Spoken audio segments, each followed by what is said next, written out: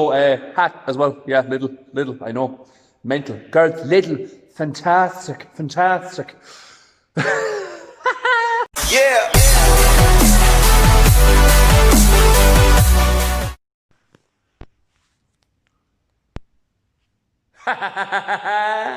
Yes, you legends. What is happening? So we are back at the start of the week. It is Monday. It is day 1, week 5. We are about... I know, yeah, I look like a bit of a lumberjack today, but hey, come here. Little's finest, keeping me warm all these days. So, hat as well. Yeah, little, I know. Mental. Girls, little. Fantastic. You can't tell I've had a load of caffeine. So come here. Week 5, day 1, we're about to smash some squats, some bench press, and some other mad stuff today. Hope you legends had a savage weekend. And yeah, you're getting after it today. We have some big weeks ahead of us. We don't know what's going to happen, but sure, look it. We're going to tie a knot in that rope and we're going to hang on tight. I hope you enjoyed episode 3, which was my very first voiceover. Again, I've been hearing what you've been saying, and you seem to like the wee voice of mine. Ah. So I'll incorporate some more voiceovers, and again, I think I'm getting better as I go along. The videos, the uploads will get a bit more consistent now because we're done with Christmas and done with the wee hiatus. So we're going to get after it. Let's get, I can't even English today. Let's get after it, man. Woohoo! What is happening, you legends? We are back. It is episode 4, and we are about to kill this game. Thank you very much for all the feedback I got from the last episode. You all seem to enjoy it. My first voiceover wasn't so bad. So here we are, voiceover number 2.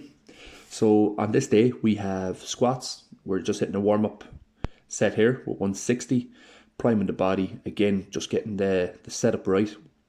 The thing about squats and all your compound movements is you want to find a setup that works for you, and a way in which you can perform the lift that allows you to kind of shut out the noise. So think of it as like a rhythm. So different steps that you take with each movement that allow you to keep it the same each and every single time. And it kind of limits the mistakes you can make on that certain lift. So what you'll see usually from me is pretty much the exact same setup on squat, bench press, deadlift. To be honest, a lot of my lifts are like that. So we have our top set of 3 here with 180. And again, just focusing on quality here, making sure we're tight, we're controlling each and every single rep, and just making sure we're executing with perfection. I was chatting to a buddy during the week, last week actually, and we were chatting about different things you can do when it comes to getting ready for a competition or just training for maximum strength, but especially when you're getting ready for a competition, it's just executing under competition standards. So when it comes to squatting, unracking the bar, standing out, stepping up, waiting for a wee second, and then bracing and going. I see a lot of people stepping out of the rack and just going straight down into their squats. If you're at a competition, you're going to have to wait for a judge's signal, which means that you're not going to have the time. You need to make sure you make enough time to brace and get ready. So a lot of people get caught out with that. So that's a side angle there, so you can see depth and position. Again, just making sure we're in an optimal position at all times. So here we have some backup, or back down sets, should I say. The thing about back down sets is it's very easy to lose concentration with these because it's lighter. Even when you unrack the bar, it's like, meh, this feels really easy. But you need to treat them with the same respect you treat your top weights. Again, use it as a time to focus on position, working on those small little details that will add up to that bigger lift. So for me here, again, I'm focusing on the exact same things. There's no difference in my approach to this bar and the bar that had 180 kilo on it. There's no difference at all. So again, just making sure you're approaching it the same, treating it with the same respect, and precision is a big thing here. So being as precise as you can with each and every lift, which is a big deal.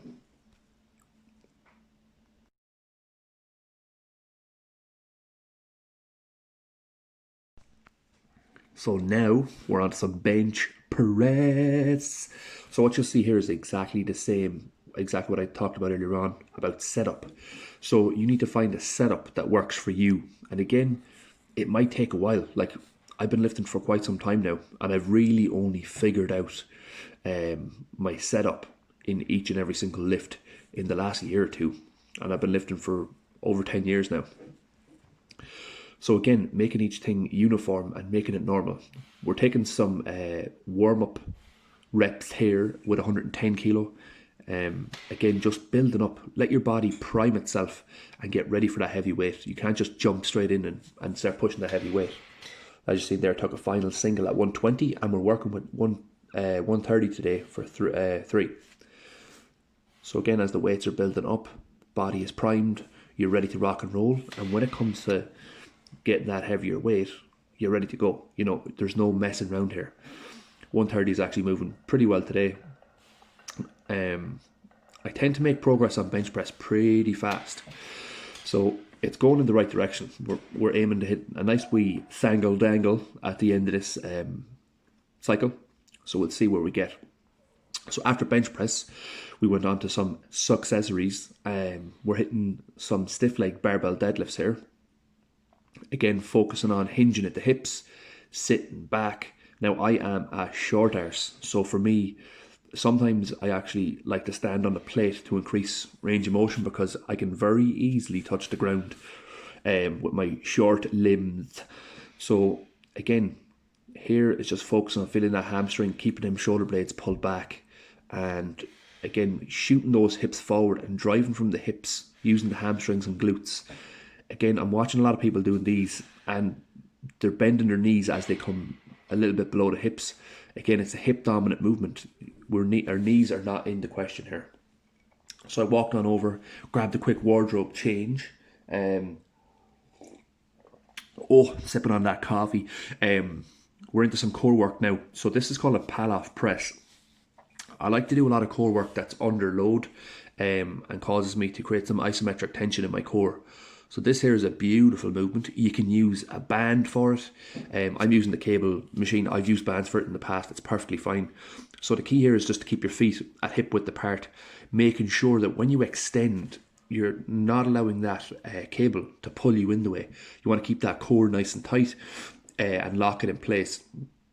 This basically, what happens is when you extend your arms, that cable or that band is trying to pull you in towards the rack as hard as it can. So your core, especially your obliques, has to fire as hard as you can. Now, as hard as it can. As well, your glutes are being smoked because you're squeezing the life out of it. So that's it for day one. Was a really good session, and yeah.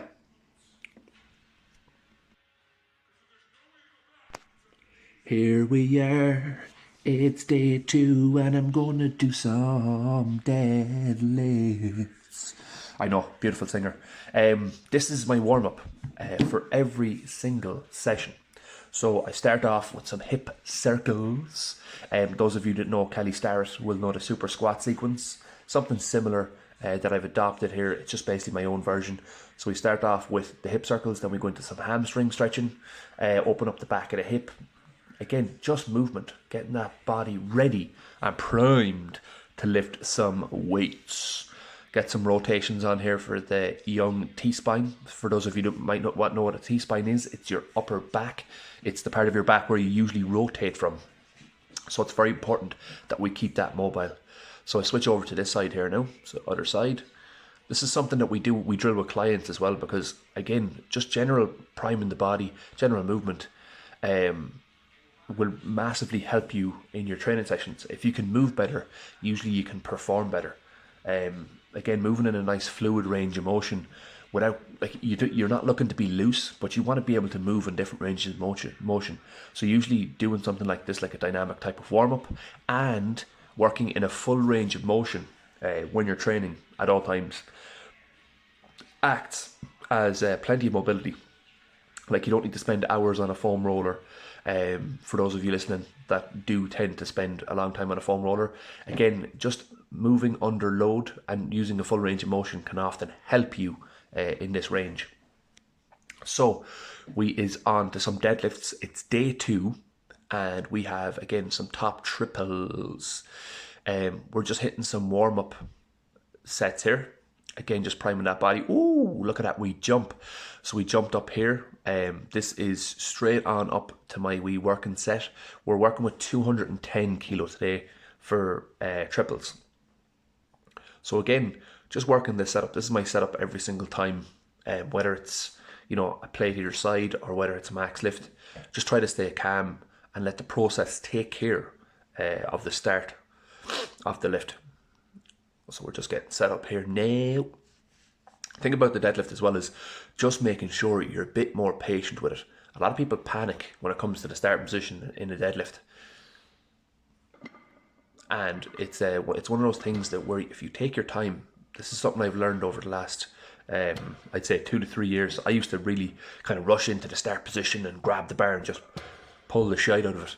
But it doesn't always go to plan. But if you can be a little bit calmer in your approach, you'll see here now, I'm just coming down to the bar, grabbing it nice and calm, focusing on what I need to execute to get this lift done, and just being patient with it, especially with sumo, because sumo's going to come off the ground a wee bit slower as well. So yeah, this is my last set of 3 at 210, and it is flying. We moved on from here and we hit some back down sets. I think we have 175.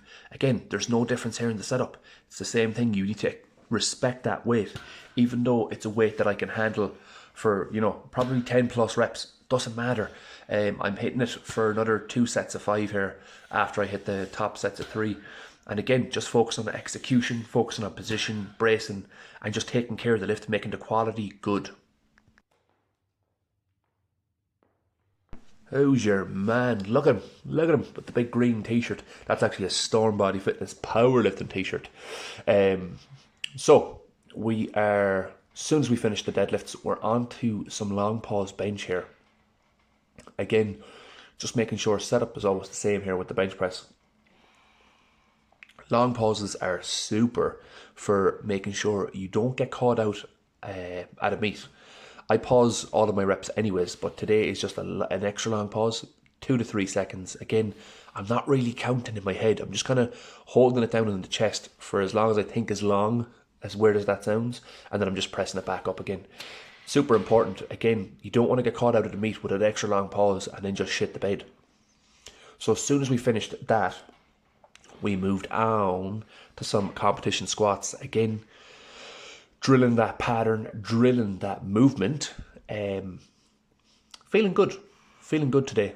This is 145. Yeah, 145.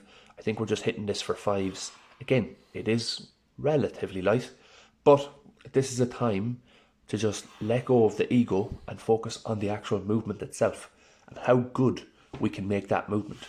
If you can work on all these smaller sets and make them perfect, it will make a huge difference when you do get to that top weight. When the weight gets heavy, your position from drilling it so much will be automatic and it won't feel so bad. So that's it on that front for the main lifts of this session. After this, we moved in. Look at it, we dancing on him, look. Always jigging, always having a good time.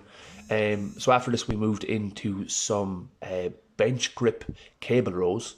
So again, these are one of my favorite accessories to do. And I said before, you can do these with a barbell. You can do them on a TRX. You're just trying to find your position where you would normally bench press from. Again, chest is up. You're trying to mimic that position as if you're lying back on the bench. Drawing with the elbows back, squeezing. And as you can see there now, the lats and rear delts are absolutely firing like a good thing. This has been a big help for me in terms of being stable when it comes to the bench press. So yeah, that's it for day 2. Let's get on to day 3. Woo! Yes, you legends. What is happening? So, we neck warmer off. We have day 3 today. We released episode 3 of the Road to 700 series this week. And it's gone down pretty well, may I say. Very first voiceover. I wouldn't really say I was nervous, but it was just a new experience for me, you know. It was just something different to what I've done before. But again, this whole process is learning. And it's about putting myself out there and doing stuff that I'm uncomfortable with. I'm not uncomfortable on camera. Never have been. I've been doing videos for quite some time, even before it was famous and fun to step on a wee camera and express yourself. I've been doing this quite a while. Took a wee hiatus, but I is back and better than ever. So today is the longest session I have. I have some pause squats, some competition bench, some Larsen press, some comp deadlift. What else we got? We have some pull-ups and we have some bird dogs. So today's session is pretty long and we just got to get stuck in and ready for the week fight. I'll talk to you in a few minutes. Oh, supposed to hit stop. So as I said, today is one of the longer sessions. This is session number 3, day 3. We are getting after it today. So we have some pause squats to start out this session. Look at that Mighty Ducks t-shirt. Isn't it amazing? And again, I said it at the start of the video, pennies, girls, pennies. So we're just hitting a wee warm-up rep here wee warm-up set, should I say, with 160. Again, pause squats, you just need to take your time with these. Control and execution is everything. Lovely jubbly, look at that, beautiful. I think I hit a wee double here. Oh yeah, perfect, look at that. Straight into 170 for the working sets. I think we're hitting 4 reps today. Again, focusing on control, tension, keeping that core nice and tight. Pause squats are something that I think are massive for your overall top end squat in terms of position. Like, they don't work any magic, but they can teach you to be a little bit more patient and a little bit more controlled when it comes to that. So yeah, that was my last set of pause squats before we moved into some bench press. I think, is this the day? Oh yeah, so today is long day, which means that we have a 6x5 with 112.5 on the bench press. Tell you what, lads, arms and chest were smoky joed after this, because after this, I think that was the first set of 5 at that. We moved into some feed up bench press, or Larsen press for all you fancy heads out there. Again, this is just taking legs out of the equation. I do get quite a good bit out of my legs, but I do have quite a bit of upper body strength anyways, so I don't find it too bad. But again, I found I was wobbling all over the shop and I was trying to find balance there, which again is what you're looking to do with that Larsen press. We then moved on to some deadlifts. So this is literally just light, similar to the other day where we finished off with some squats. We're finishing off some deadlifts here. Again, it's just light 5s, but working on position, being patient, taking our time, and that's it.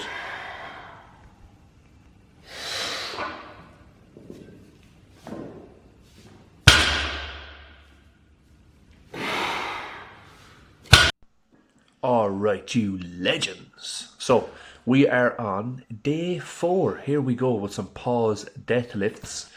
Feeling really good. This is my top set here actually, so we're working with 200 kilo today. We have a 4x4. Again, just trying to be patient in that bottom position. We is working. Think about the pause deadlifts. What I see a lot of the time is when performing a pause deadlift, a lot of people kind of pull on the bar and then they pull again. With a pause deadlift, a nice little cue you want to think about is tightening that upper back, pushing the ground away, stop for a split second, and then push the ground away again with your legs. Again, this will help you maintain position. What happens a lot of times is when you pull on that bar and then try to pause it, usually you can lose a lot of upper back tightness, and it causes you to lose position, and that's a big deal there. So remember those cues next time you're hitting some pause deadlifts. So after this, we moved on to some touch and go bench, which isn't very comfortable for me. Like, I'm used to pausing the bench all the time that it actually feels weird to touch and go, but I'm getting used to it and I'm feeling good. So today we're working with 115 and we're getting that weight up there, hitting some reps, feeling comfortable. So we're on to them accessory movements now. So what you notice as well is we're doing an incline press here, superset it with a isometric row. Now, you'll notice that the weight doesn't look all that heavy, but for all you galoots out there that like to do ego lifting with some dumbbells, remember the purpose of the lift here. This is an accessory movement for me, and this is an accessory movement for you. So take away the ego. Don't work with too heavy weights. You want to be able to feel the muscles working and contract as hard as you can at the top. So you'll notice I'm coming down controlled. I'm getting a lovely squeeze at the top for a second, and I'm squeezing as hard as I can, and then I'm coming down controlled with each rep. Don't have an ego. Leave it at the door and focus on what has to be done. A lot of times when you go too heavy, you forget about the purpose of the movement, and you're just worrying about getting the weight from A to B and back again. We're not looking for that. So onto one of my favorite row variations. We have I've christened it the isometric row. So again, just making sure position is right here. Up on the balls of the feet, getting the control. And as I said last week, is we have that dumbbell angled at a slight angle, so we want to hit the lats, we want to hit the rear delts. And again, we're always hitting that core as well with that movement. So we're hitting both sides here as well, obviously, because we have two arms. But again, we try to keep the concentration levels up, try to focus on your position. And again, just try to perfect each movement as best as you can. You know, we can only try our best. You never know what your position is like until you look back at footage or till somebody says it to you. So don't get choked up in the movement because you're trying to be too perfect. Again, that's a thing I see all the time as well. People are just trying to be too perfect in the movement and they choke themselves out pretty much. Would you look at that? And yes, that is a Hercules t-shirt, one of my favourite Disney movies of all time. I had to do some pipes. This is one of my favourite dumbbell variations for curls. So I have the bench on a slight incline. I'm pushing my back and shoulders into the bench, and I'm just focusing on contracting with my biceps and pulling from there to get those dumbbells up. My grip isn't too heavy, and again, you'll notice that those dumbbells are rotating on the way up. I'm holding for a wee second and I'm squeezing as hard as I can. This will take any cheating out of the movement. And you'll notice as well, the dumbbells aren't heavy. I think these are like 12.5s. So stop with the ego. When you do get back to the gym, stop swinging. It's not no disco ball, and you can have pipes like Hercules.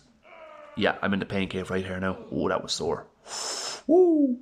From there, straight in, look at this. Look at this one. We have a rope tricep kickback. This is, again, probably one of my top 3 tricep movements. We got to work them triceps, girls and boys. You know what I mean? Apart from helping you out in some bench press and some whatever, it also looks cool when you can fill up a t-shirt. Let's be honest with ourselves. So yeah, just trying to focus on being as controlled as I can here and getting a nice wee squeeze at the top.